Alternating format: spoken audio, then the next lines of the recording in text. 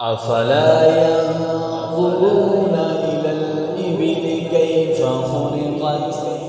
وإلى السماء كيف رفعت وإلى الجبال كيف نصبت وإلى الأرض كيف سطحت فذكر إنما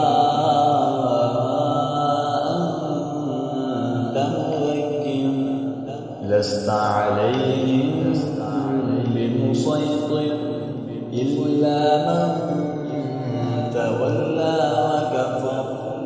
فيعذبه